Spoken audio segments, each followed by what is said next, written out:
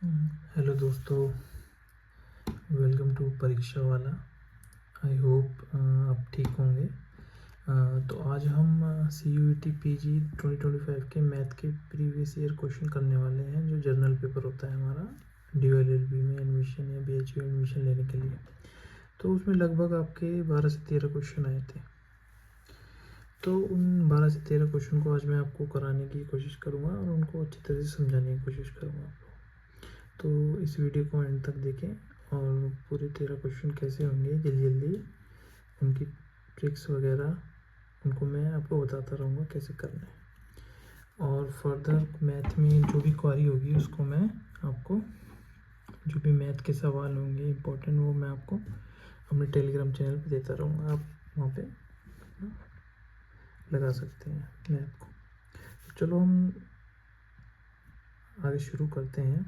तो जैसे कि हमारा पहला क्वेश्चन है कि the average age of girls and of boys and girls is 18 year.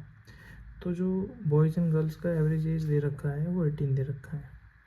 If the average age of boys is 20 years and that of the girl is 15 year, then what is the percentage of boys in a group. तो ये एक question है, वो है mixture and allegation का। तो इसमें हमें बॉयज़ एंड गर्ल्स दोनों का एक एवरेज दे रखा है, बॉयज़ का अलग दे रखा है और गर्ल्स का अलग दे रखा है। तो ऐसे क्वेश्चन हमेशा हम एलिगेशन से करते हैं। तो हम यहाँ पे शुरुआत करते हैं। जैसे कि बॉयज़ प्लस गर्ल्स का एवरेज दे रखा है 80 और बॉयज़ का दे रखा है 20, गर्ल्स का दे रखा है 15। तो हम इसको एलिगेशन से ऐसे करेंगे, लिखेंगे बॉयज़ और गर्ल्स। तो हम बॉयज़ के नीचे बॉयज़ की एवरेज लिखेंगे, गर्ल्स के नीचे गर्ल्स की एवरेज लिखेंगे और इन दोनों के बीच में हम दोनों की एवरेज लिखेंगे, दोनों की एवरेज दे रखी। अब हम क्या करेंगे, इनको क्रॉसली माइनस करेंगे। तो 20 में से 18 गए, कितना बचे, यानी डिफरेंस निकालेंगे इनका 2। 18 में से 15 गए, यहाँ बचे 3। तो बॉयज़ का जो रेशियो आएगा बॉयज़ एंड गर्ल्स का 3:2 आएगा। तो जितने भी हमारे अपना नंबर में बॉयज़ एंड गर्ल्स रहेंगे उसमें से 3 पार्ट बॉयज़ रहेंगे, 2 पार्ट गर्ल्स रहेंगे। अब वो पूछ रहा है कि then what is the percentage of boys in a group. तो हम रेशियो से ही हम परसेंटेज निकाल देंगे। अब हम क्या मान लेंगे कि 2 और 3 ही, यानी 3 और 2 यानी टोटल हमारे बॉयज़ एंड गर्ल्स हो गए 5। उसमें से बॉयज़ का परसेंटेज पूछा है, तो बॉयज़ कितने हो गए हमारे 3, टोटल आएगा नीचे इंटू 100, तो यह आ जाएगा 60%।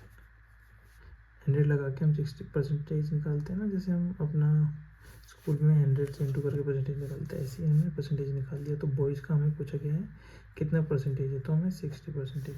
तो हम इसमें आंसर लगाएंगे आपका 60, थर्ड ऑप्शन। फिर इसके बाद आते हैं हम नेक्स्ट क्वेश्चन पे, जो कि है the height of a cylinder is 14 centimetre and इसका surface area is 265 centimetre. The volume of a cylinder is, तो उसने जो दे रखा है हाइट दे रखी है सिलेंडर की और उसका कर्व सरफेस एरिया दे रखा है और हमसे वॉल्यूम पूछा है। चलो हम इसको करते हैं। तो हाइट दे रखी है हमें 14 और CSA यानी कर्व सरफेस एरिया रखा है 264, ये रखा है सेंटीमीटर, ये रखा है सेंटीमीटर स्क्वायर। तो हमें सिलेंडर का CSA का एरिया पता होना चाहिए कि फॉर्मूला क्या होता है। तो हमारा CSA का फॉर्मूला होता है 2πRH, ये होता है। और हमारा CSA, तो CSA के नीचे CSA 264 दे रखा है, वो लिख देंगे। और 2π हमें 22/7 लेना है इस क्वेश्चन में बोला हुआ है। और हाइट दे रखी है 14। इससे हमारा क्या होगा कि हमारा वो आ जाएगा रेडियस। तो 7 2 जा 14 हो गया, 11 से काट देंगे, 11 2 जा 22, 11 2 जा 22, 11 4 ये हो गया 8 इंटू करके 8 3 जा 24, आर की वैल्यू आ गई 3। अब वो क्या पूछ रहा है, वॉल्यूम पूछ रहा है। तो जो वॉल्यूम का फॉर्मूला होता है सिलेंडर का, वो होता है πr²h। तो पाई हमें लेना है 22/7, इंटू 3 एडिशन में नहीं करता, हाइट में भी रखिए। तो हम 7 से काटेंगे 2 बार, अब इनको इंटू करेंगे तो हमारा आएगा 396 सेंटीमीटर। तो हमारा जो ऑप्शन है सेकंड वो हो जाएगा एकदम ठीक। तो अब हम नेक्स्ट क्वेश्चन करते हैं। तो नेक्स्ट क्वेश्चन है हमारा container contain 60 litre of pure milk, he has taken out 4 liter of milk and replaced it with the same quantity of water. He sell this mixture to B sell 30 liter of mixture and added 5 liter of water in the remaining mixture. The ratio of milk to water in the remaining mixture. तो ये question कह रहा है कि एक container है, उसमें अपना 60 लीटर क्या है मिल्क है, वो जो क्या है प्योर मिल्क है, प्योर मिल्क, ठीक है। फिर क्या हुआ, उसने क्या बोला, he takes out 4 litre of water and replace with same quantity of water. तो इसमें से वो 4 लीटर निकाल देगा, 4 लीटर निकाल देगा तो कितना बच गया हमारे पास 56 लीटर। अब उसने क्या करा, इस 56 लीटर में प्योर मिल्क के रहा, वाटर मिला दिया, कितना 4, कितना बन गया ये 60। ये मिल्क प्लस वाटर मिला के, उसका मतलब भी प्योर नहीं रहा है, इसमें वाटर भी रहा है। तो हमारा मिल्क प्योर कितना था और वाटर में मिला दिया 4, इनका रेशियो कितना हो गया 14:1। तो इसमें हम चाहे इसमें 30 निकाल लें या 20 निकाल लें, सबका रेशियो सेम ही रहेगा। अगर मैं इसमें से 5 लीटर निकालता हूँ तो इसमें मिल्क और वाटर का रेशियो 14:1 ही रहेगा। चाहे 60 में से मैं 10 अलग निकाल लूँ तो उसमें भी सेम रेशियो रहेगा। तो आगे का क्वेश्चन इसी पे बेस है। तो उसने क्या बोला है आगे कि अपना बी ने क्या करा, ये मिक्सचर सॉरी ए ने बेच दिया ये मिक्सचर बी को। अब मिला के उसने बी को बेच दिया है। अब बी के पास ये वाला मिक्सचर है जिसमें कि वाटर और मिल्क दोनों है। अब बी ने क्या करा, इसमें से जो 30 है 30 लीटर उसने बेच दिया, 30 लीटर उसने बेच दिया, बचा कितना 30 लीटर उसने सेल कर दिया, बचा कितना बी के पास अब 30। तो ये जो 30 लीटर बचा है इसमें भी मिल्क एंड वाटर का रेशियो कितना होगा 14:1। अब हम इसमें से मिल्क और वाटर को अलग अलग लिख लेंगे रेशियो में। अब इसमें 15 अपने टोटल कितना हो गया 15, यानी 15 और टोटल हमें दे कितना रहा है एक्चुअल 30, यानी कि 1 की वैल्यू आ गई 2, तो 2 आ गई 1 की वैल्यू, तो 14 की वैल्यू कितनी होगी 28। तो इस 30 में जो मिल्क होगा वो 28 लीटर होगा और जो वाटर होगा वो 2 होगा, कि 1 × 2 2, 14 × 2 28। तो ये जो 30 लीटर उसने बेच दिया, बाकी जो 30 लीटर बचा है उसमें जो मिल्क एंड वाटर का रेशियो होगा वो 14:1 ही रहेगा, क्योंकि शुरू में उसने जो मिल्क एंड वाटर का रेशियो रखा था, जो वाटर मिला दिया था, तो वही सेम रेशियो चलता हुआ आएगा चाहे तुम कितना ही निकालो उसमें। तो उसने क्या बोला कि इसमें अब 30 लीटर जो बचा है उसमें 28 मिल्क है और 2 वाटर है। उसने क्या बोला, अब इसने फर्दर इसमें 5 लीटर वाटर मिला दिया, तो इसमें 5 लीटर वाटर मिला दिया तो 5 हम इसमें ऐड कर देंगे तो आ जाएगा 7। अब वो पूछ रहा है इनका रेशियो क्या हुआ मिल्क एंड वाटर का, 7 × 1 7, 7 × 4 28, तो रेशियो क्या हो गया 4:1। यही है हमारा आंसर। अब हम करते हैं नेक्स्ट क्वेश्चन। नेक्स्ट क्वेश्चन क्या है, what is the difference between compound interest on 15,000 and 8% per annum for 1.5 year when interest is compounded semi annually and when it is compounded annually. तो बोल रहा है कि कंपाउंड इंटरेस्ट है तुम्हारा 15,000 पे, एक तो वो साल में ले रहा है और एक आधे साल में ले रहा है, तो इन दोनों का हमें डिफरेंस बताना है, एक बार साल का निकाल के और एक बार आधे साल का निकाल के, फिर इन दोनों का डिफरेंस बताना है। तो चलो हम करते हैं पहले। उसने बोला है 15,000। कितना रेट है, ये प्रिंसिपल हो गया, रेट हो गया 8%, टाइम हो गया 1.5 ईयर्स, तो 1.5 ईयर्स हो गया। अगर हम इसको एनुअली करेंगे तो ये हो गया 1 साल, फिर हो गया आधा साल। तो 1 साल में हम कितना रेट दे रहे हैं, 8%। तो 1 ईयर में हम 8% रेट दे रहे हैं। फिर बचा कितना, आधा साल। अगर आधा साल बचा है तो रेट को भी हम आधा कर देंगे, यानी 6 मंथ के लिए हम इसको 4% कर देंगे। तो ईयरली में हमारा ये आएगा। पहले हम 1 साल के लिए 8 लेंगे, फिर आधा साल बचा है तो उसको भी हम आधा कर देंगे रेट को। 6 मंथ है तो उसको भी हमने 4 कर दिया। अब हम इसकी वैल्यू एक्चुअली जो CI होता है हम काफ़ी तरीके से निकालते हैं।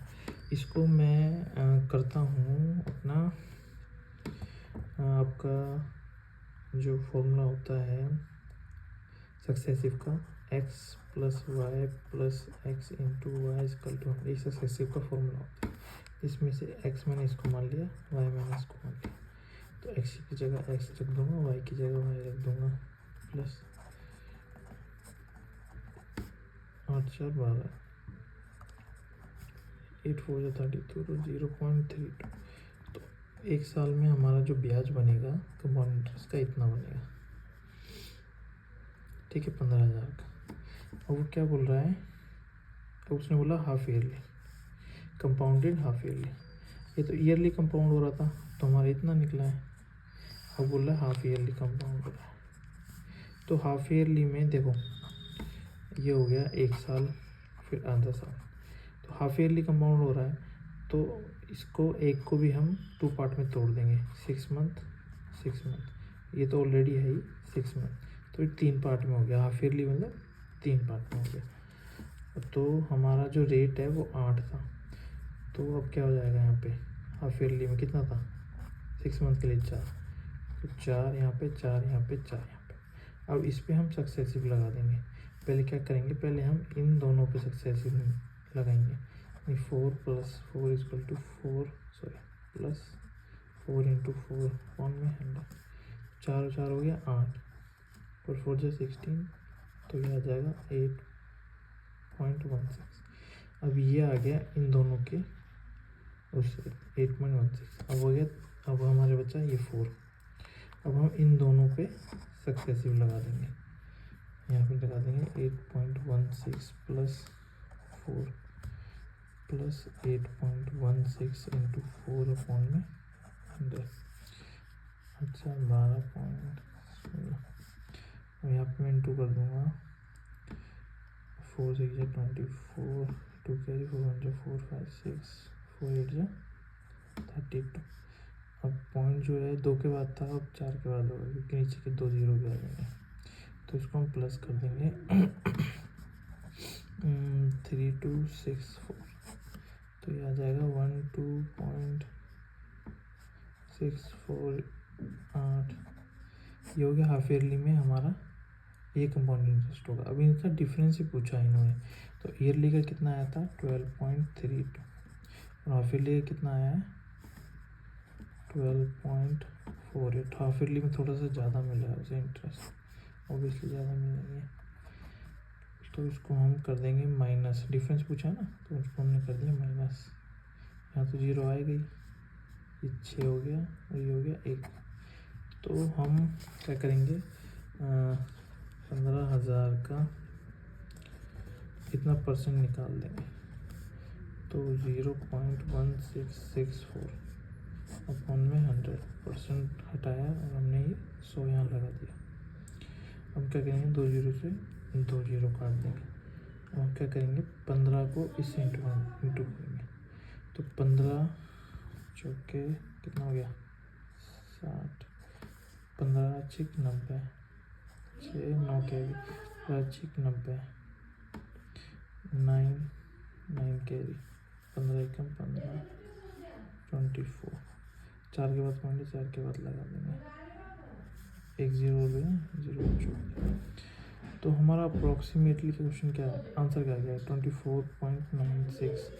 तो हम हमारा ऑप्शन में देखेंगे, ऑप्शन में हमें दे रखा है आपका, ये दे रखा है 25, 20, 28, तो किसके क्लोजेस है 24, 25 के, तो हमारा आंसर हो गया 25।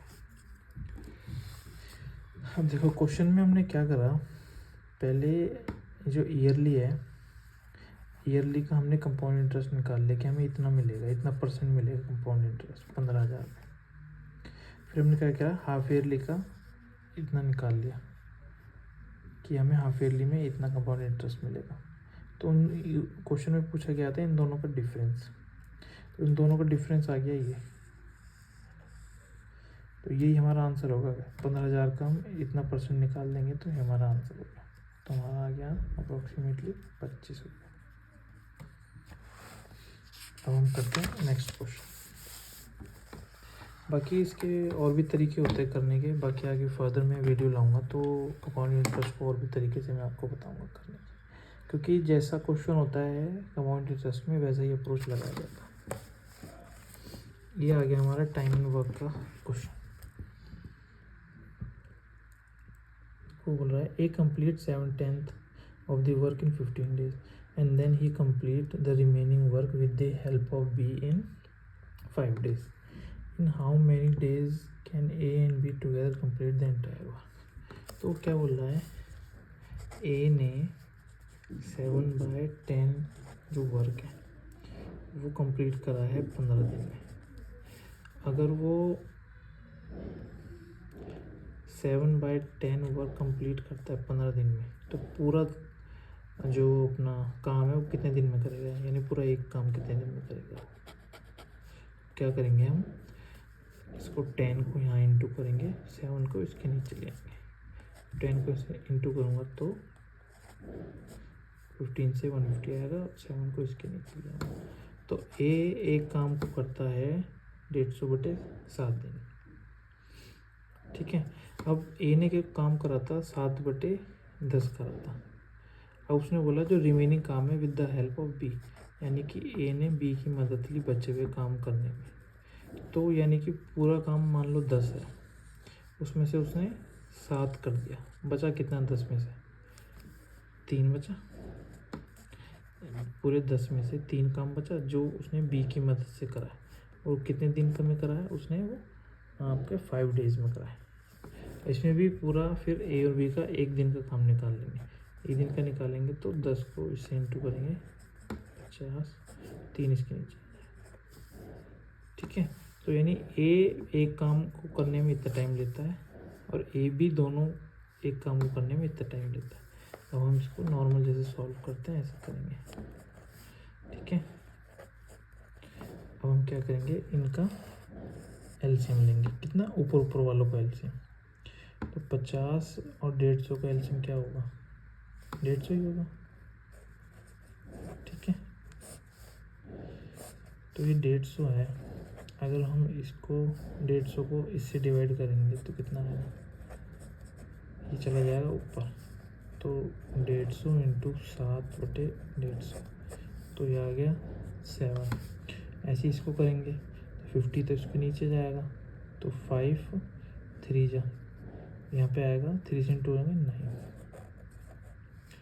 तो क्या होता है कि ए भी जो है काम कर रहा है, ए भी मिल के काम कर, यहाँ लिख देता हूँ मैं, ए भी मिल के काम कर रहे हैं तो वो 9 दिन में कर रहे हैं, और ए अकेला कर रहा है तो वो 7 दिन में कर रहा है। तो यानी कि ए का काम अगर मैं 7 मान लूँ और टोटल काम 9 है, तो बी का काम कितना हो गया 2, ठीक है। और वो बोल रहा है कि ए और बी दोनों मिलके, देखो इन how many days A and B together complete the entire work. Entire work है कितना हमारा 150, ए भी मिलके 9 दिन में कर रहे हैं, तो हम इसको कर देंगे, अब इसको हम डिवाइड कर देंगे, दोनों मिलके 9 दिन में कर रहे हैं और पूरा काम कितना है 150, तो इसको हम डिवाइड कर देंगे, 3 3 या 3 5 या 50/3 हो गया, 16 2/3 डेज में करेंगे, ये हो गया हमारा आंसर। तो यानी कि 4th ऑप्शन हमारा हो गया आंसर। अब हम करते हैं नेक्स्ट क्वेश्चन।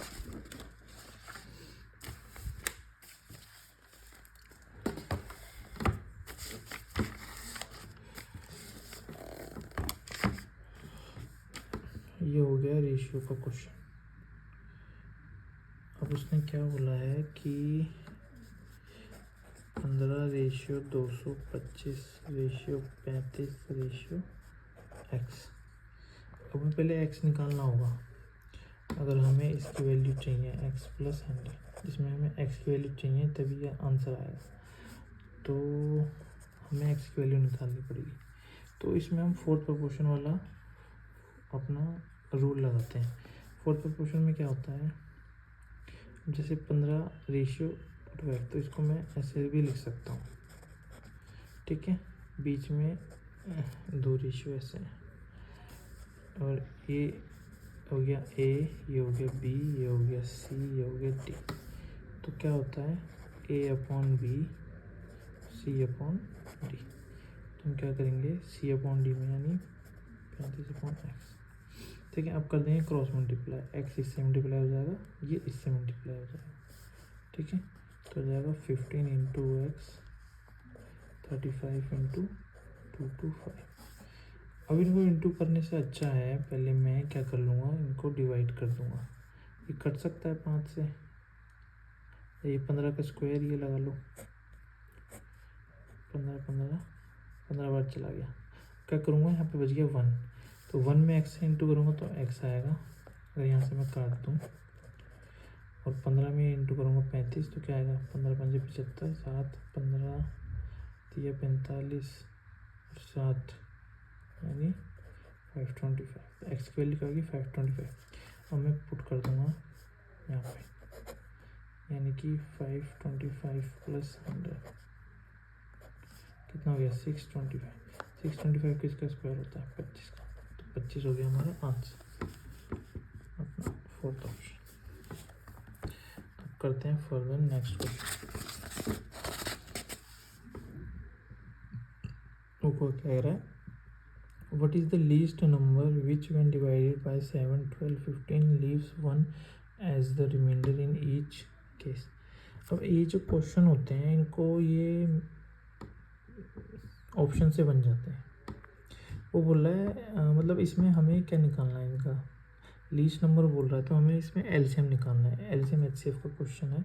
अगर लीस्ट बोलता है तो एलसीएम निकालते हैं, अगर ग्रेटर बोलता है तो हम एचसीएफ निकालते हैं।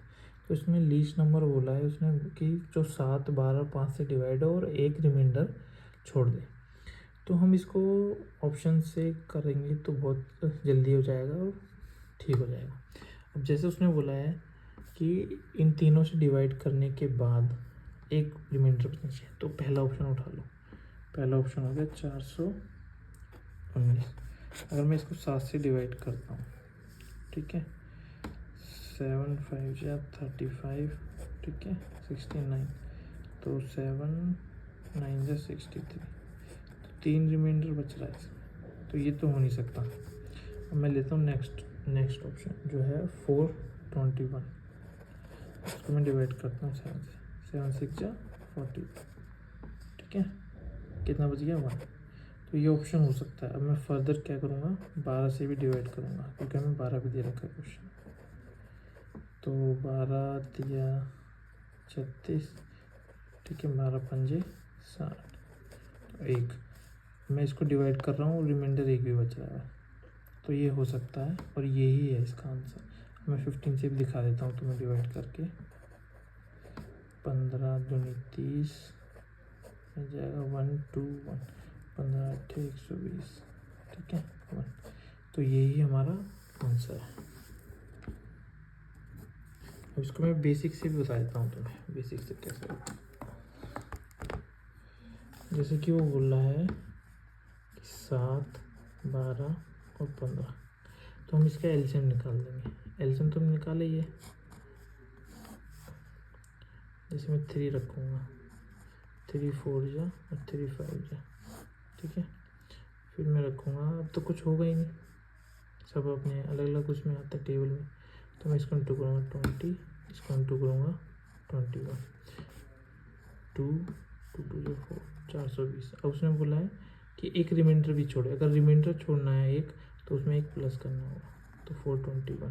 तो ये हो गया हमारा आंसर। तो बेसिक से तो ऐसे करते हैं, और ऑप्शन से जाना इस ऐसे क्वेश्चन में बहुत सही है, टाइम बचता है अपना और जल्दी हो जाता है। अब हम करते हैं नेक्स्ट क्वेश्चन। ये तुम्हारा 8th क्वेश्चन हो गया। ये आपका सर्कल का हो गया, जो कि कह रहा है कि 6 centimetre long chord of a circle is at a distance of 4 centimetre from the centre of a circle. Find the distance of 8 centimetre long chord of the same circle from the centre. देखो एक circle हो गया, ठीक है, वो बोला है 6 centimetre long cord. तो कॉर्ड जो होती है वो डायमीटर छोड़ के जो भी लाइन खींचते हैं हम सर्कल में, उसे हम कॉर्ड कहते हैं। जैसे सर्कल हो गया, इसका मिड पॉइंट ये हो गया, अगर यहाँ से यहाँ में लाता हूँ तो ये हो गया डायमीटर। अब डायमीटर के ऊपर जितनी भी लाइन बनती हैं जो सर्कल को टच करती हैं 2 पॉइंट पे, वो सारी कॉर्ड होती हैं। तो क्वेश्चन में बोल रहा है कि 6 सेंटीमीटर लॉन्ग कॉर्ड, अगर यहाँ पे ये तुम्हारा सेंटर है तो कॉर्ड मैंने यहाँ बना दी, ये क्या है 6 सेंटीमीटर लॉन्ग है, ठीक है। फिर क्या कह रहा है वो 6 centimetre long chord of a circle is at a distance of 4 centimetre from the centre.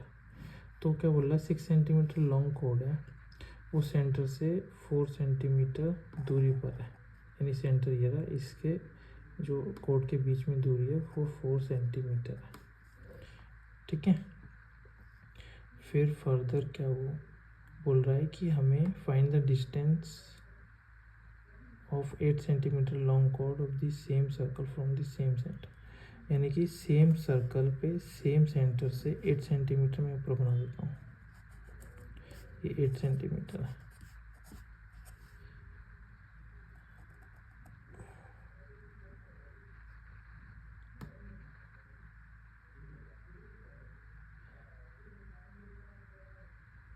Find the distance of 8 centimetre long chord. अच्छा, तो ये डिस्टेंस बताना है हमें, यानी कि ये जो ओ पॉइंट है, नाम दे देता हूँ, ओ से ई तक का डिस्टेंस हमसे पूछ रहा है, एफ जी दे देता हूँ, ए बी सी, ठीक है। तो हमें ओ से ई का डिस्टेंस बताना है, ठीक है। अभी देखो, अगर कोई सेंटर से किसी कॉर्ड पे अगर हम कोई लाइन ड्रॉ करते हैं तो वो परपेंडिकुलर होती है, परपेंडिकुलर इन 90 डिग्री की, और वो कॉर्ड को इक्वल पार्ट में डिवाइड भी करती है। अगर ये पूरा 6 है तो ये 3 होगा ए सी, ठीक है। तो अगर मैं सेंटर से यहाँ ए तक मिलाता हूँ तो वो सर्कल की क्या हो गई, एक रेडियस हो गई, यानी ओ ए क्या हो गया, एक रेडियस, और ए सी दे रखा है हमें 3 और ओ सी दे रखा है हमें 4। तो क्या निकालेंगे, अगर ये राइट एंगल ट्रायंगल बन रहा है तो इसमें पाइथागोरस लगाएंगे, पाइथागोरस का फॉर्मूला क्या होता है, तो सब नहीं पढ़ा है 10th में, O C square plus A C square is equal to O A square. तो ओ सी कितना दे रखा है 4, 4 का स्क्वायर 16, 9 ओ ए स्क्वायर यानी 25 ओ ए स्क्वायर।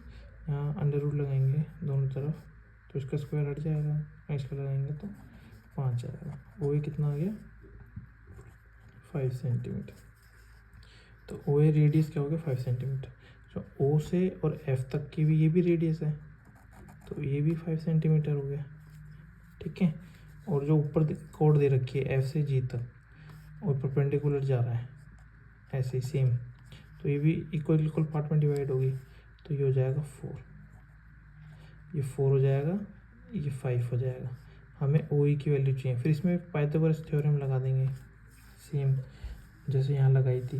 देखो सेम वैल्यू है 3, 4, 5, ये एक ट्रिपलेट होते हैं 5, 3, 4, ये हमेशा याद रखें। अब चाहे 5, 4, 3 हो, लेकिन ये वैल्यू होनी चाहिए, यानी हाइपोटेन्यूज पे ही होना चाहिए, परपेंडिकुलर और अपना बेस, या तो ये हाइपोटेन्यूज, ये बेस, ये परपेंडिकुलर, ये दोनों इंटरचेंज हो सकते हैं लेकिन ये सेम होना चाहिए। हाइपोटेन्यूज अपना 5 होना चाहिए। यहाँ देखो हाइपोटेन्यूज 5 है, बेस कितना है 4 है, तो परपेंडिकुलर कितना बन गया 3। तो हमारा ओ ई का डिस्टेंस क्या हो गया 3 सेंटीमीटर। तो इसका जो आंसर हो गया हमारा वो हो गया 3 सेंटीमीटर। अब फर्दर करते हैं next question. A sum of digit of a 2 digit number is 12. When the digit of a number are interchanged, the number become 15 more than twice the original number. The original number is, अब देखो इसमें क्या है, ये question हमेशा आप option से करें, और इसमें इतना एडवांस क्वेश्चन नहीं आता है कि आपको ऑप्शन ऐसे दे दें जो हो ना, एक क्वेश्चन ऐसा दे दे जो इस कंडीशन पे ना बने। तो क्या बोल रहा है, the sum of 2 digit number is 12। तो इन चारों में से देखो सबका सम 12 बन रहा है, ये इसका भी, इसका भी, इसका भी, इसका भी, ठीक है। पहली कंडीशन तो हो गई फुलफिल। दूसरी कंडीशन क्या बोल रहा है, when the digit number are interchange the number become 15 more. तो बोल रहा है जैसे कि ये हो गया आपका 39, सेकेंड ऑप्शन हो गया 48, थर्ड ऑप्शन हो गया 57, फोर्थ ऑप्शन हो गया 75। फर्दर हमने क्या करना है कि इन दोनों का सम तो है 12 12 12, वो तो ठीक है सेटिस्फाई कर दे। उसने बोला कि नंबर इंटरचेंज करना है, नंबर इंटरचेंज कर दो सबके।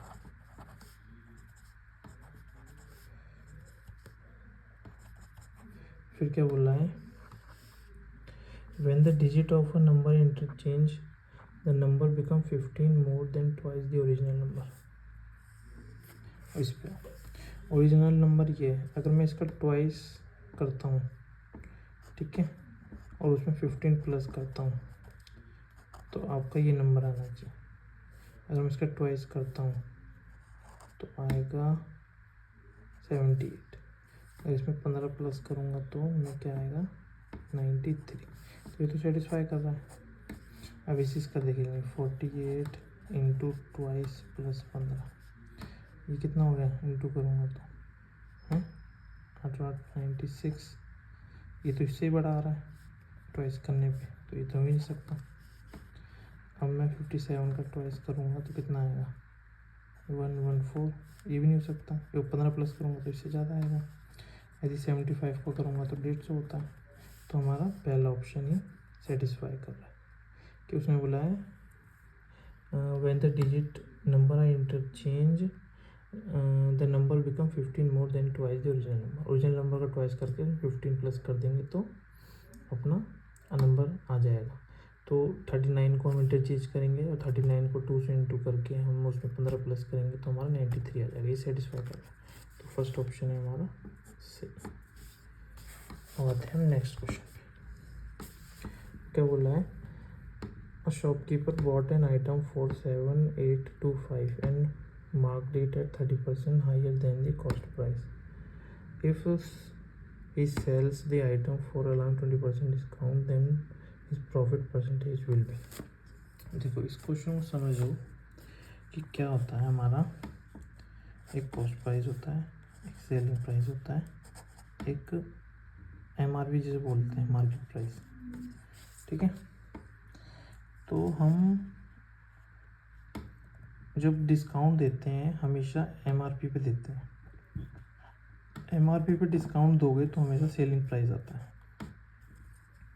और जो हमारा प्रॉफिट होता है वो हम अपना हमेशा CP पे करते हैं। CP पे जो भी प्रॉफिट आएगा उसके बाद जो आपका रेट आएगा वो हमारा होता है SP, यानी इतने पे हमने सेल करा। और जो मार्क प्राइस पे हम डिस्काउंट देते हैं, डिस्काउंट देने के बाद जो बेचते हैं वो हमारा, यानी डिस्काउंट देंगे हम इस पर MP पे तो हमारा SP आएगा। अगर इस पे हम प्रॉफिट या लॉस होता है हमारा वो हमेशा CP पे होता है। तो उस प्रॉफिट एंड लॉस जो भी होगा तो हमारा उस पर SP निकलता है।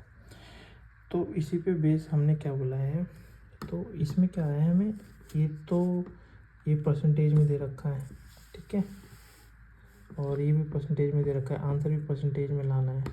तो हमें इसकी वैल्यू की ज़रूरत ही नहीं है।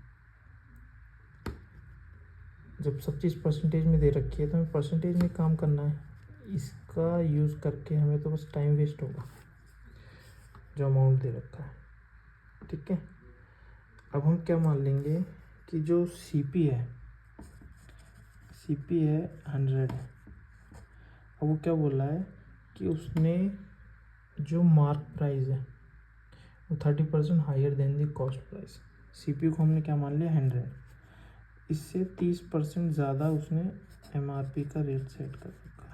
यानी कि इसका मैं 30% निकालता हूँ तो कितना आएगा 30, यानी 30 ज़्यादा का इसने MP रखा हुआ, यानी 130 का रखा हुआ, ठीक है।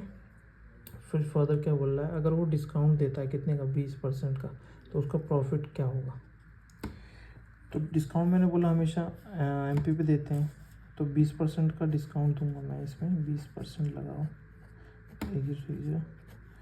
13 दूनी 26, यानी 130 में से 26 जाएंगे तो कितना बचेगा 104।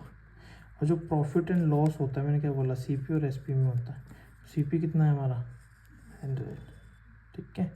और बेचा किसने, उसने बेचा कितना, उसने बेचा कितना 104 में।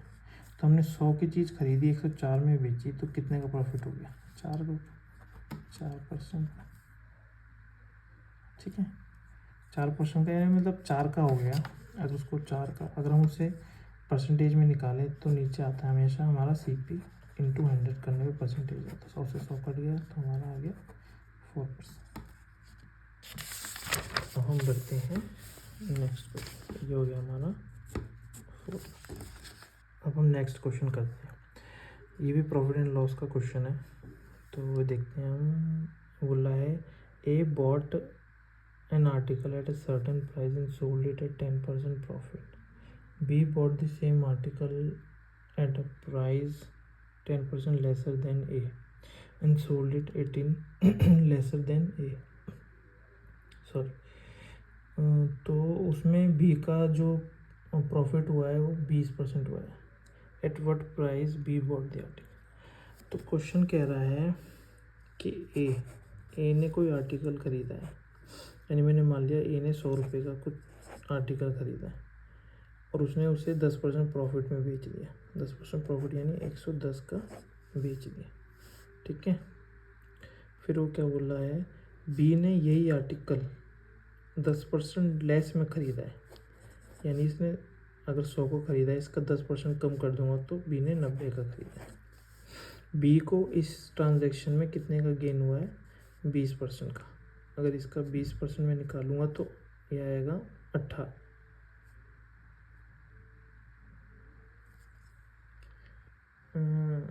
20% निकालेंगे, चलो निकाल देते हैं।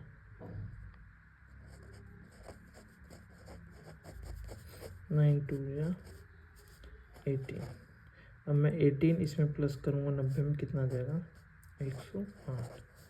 तो क्या बोल रहा है कि ए ने इतना बेचा है 110 में, बी ने 108 में बेचा है, ठीक है। लेकिन बी ने कितना कम बेचा है इसमें, इसके उसमें 2 रुपये कम में बेचा है, ठीक है। लेकिन एक्चुअल में हमें जो क्वेश्चन में दे रखा है वो दे रखा है 18 कम में बेचा है, तो यानी 2 की वैल्यू दे रखी है हमें 18, 1 की वैल्यू हो गई हमारी 9। अब वो क्या पूछ रहा है कि बी का कॉस्ट प्राइस क्या होगा, ठीक है। तो बी का कॉस्ट प्राइस क्या है 90, तो 1 की वैल्यू 9 है तो 90 की वैल्यू निकालनी है हमें। तो यहाँ पे मैंने 90 से इंटू करूँगा तभी तो A1 में 90 से इंटू करूँगा तभी 90 आएगा, तो यहाँ भी 90 से इंटू करना पड़ेगा हमें। तो कितना आ गया 80 का। तो बी ने कितने में ख़रीदा होगा 810 में। अगर वो ए का पूछता तो 1 की वैल्यू 9, अगर यहाँ पे 100 इंटू करूँगा तो 100 आ जाएगा, यहाँ 100 इंटू करूँगा तो 900 आ जाएगा। अगर ए ने ख़रीदा होता तो वो कितने में ख़रीदा है 900 में, और बी ने कितने में ख़रीदा है 810 में। तो हमें बी का पूछा गया है, तो बी हम लगा देंगे सेकेंड ऑप्शन। अब हम नेक्स्ट क्वेश्चन देखते हैं। If A exceed B by 50% and B is less than C by 25%, then A उसी का हमें रेशियो बताना है। तो क्या बोल रहा है, ए बी, जो ए है वो बी से 50% ज़्यादा है, 50% ज़्यादा यानी कि 150, ठीक है। और बी सी से 25% कम है। अगर सी 100 है तो बी कितना हो गया 75। 25 दिया, 25 चौके 25 चौके 25, 2 3 जा 2 2 जा। अब देखो बी क्या है यहाँ पे 2 और यहाँ पे क्या है 3। तो हाँ, ये दोनों सेम होना चाहिए, अलग अलग कैसे हो सकता है ये। तो इसको सेम बनाने के लिए हम क्या करेंगे, यहाँ पे इसको 3 से इंटू कर देंगे। अगर इसको 3 से इंटू कर रहे हैं तो इसको भी 3 से इंटू करेंगे, ठीक है। यहाँ पे इसको 6 बनाने के लिए 2 से इंटू करेंगे तो इसको भी 2 से इंटू करेंगे, तो हो जाएगा 9 और रेशियो 6। तो यहाँ ये हो जाएगा 6 रेशियो 8। तो बी और बी सेम हो गए, तो हम ए बी और सी इनका रेशियो लिख देंगे 9 रेशियो 6 रेशियो 8। अब इसी का रेशियो पूछा है उसने, ए और सी का रेशियो 9 रेशियो 8। ये फर्दर सिंप्लीफाई नहीं होंगे तो ये हमारा आंसर हो गया। अब हम करते हैं लास्ट क्वेश्चन। लास्ट क्वेश्चन हमारा कॉम्बिनेशन परम्यूटेशन कॉम्बिनेशन से है कि इन how many way 10 man can be divided into 2 group of 4 man and 6 man. अब हमारा ये कॉम्बिनेशन का क्वेश्चन है जिसमें कि हमारा जो फॉर्मूला होता है कॉम्बिनेशन का ये होता है। बाकी आप फर्दर पूरा चैप्टर पढ़ोगे तो पूरा समझ में आएगा अच्छी तरीके से, वो चैप्टर मैं आपको पढ़ा दूँगा। अब उसमें क्या होता है, एन होता है अपना कितना टोटल नंबर ऑफ अपना ग्रुप जितना भी है उसमें n माइनस आर और इतना हमें लेना है ग्रुप में, यानी कि n ये हो गया, इतने कॉम्बिनेशन बनते हैं। तो यानी टोटल कितना है हमारा 6 मैन और 6 मैन, टोटल कितना हो गया 10। 10 में से हमने 4 ले लिए, बचे कितने 6 में से अब 6 ही लेंगे। तो हम क्या करेंगे, यहाँ पे फॉर्मूला लगाएंगे, n की जगह 10 रखेंगे। अब n माइनस आर कितना हो गया 6 इंटू 4, ठीक है।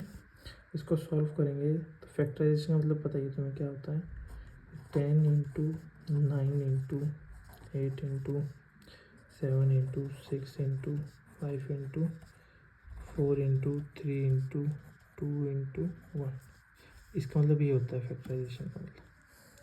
क्या करेंगे नीचे 6 into 5 into 4 into 3 into 2 into, तो ये देखो ये सारा किससे कट जाएगा, इससे। हमारा ये जो 4 फैक्टर है इसको भी हम लिखेंगे 4 इंटू 3 इंटू 2 इंटू 1। अब ये कट जाएगा, कितना हो गया 4 3 जा 12, ठीक है। 12 2 जा 24, तो 8 3 जा कितना होता है 24, नीचे आ गया 3, 3 से 3 कट जाएगा। तो इसको हम इंटू करेंगे 3 7 जा 21, 21 10 जा 210, बीच में आ गया इंटू। इसको सॉल्व करने की जरूरत नहीं, इसकी वैल्यू हमें 1 आती है। अगर सॉल्व करना है तो ऐसे सॉल्व करके देख लो, 1 ही आएगा। तो हमारा आंसर आ गया, यानी 210 दो ग्रुप में हम बना सकते हैं। तो ये हो गया हमारा। तो ये हमारे मैथ के क्वेश्चन थे CUPT जो अपने PG में आए थे जनरल पेपर में प्रीवियस ईयर में। तो ये मैंने आपको आज सॉल्व कराए हैं। फर्दर मैं आपका इंग्लिश का भी सॉल्व करा के दे दूँगा आपको, रीजनिंग का भी और GK का भी, कि कौन कौन से क्वेश्चन आए थे उसको सॉल्व करके मैं उनका आगे फर्दर वीडियो डाल दूँगा। तो प्लीज़ सपोर्ट कीजिए। आपको ये वीडियो कैसी लगी ये बताइए कमेंट में, और प्लीज़ सब्सक्राइब कीजिए। Thank you.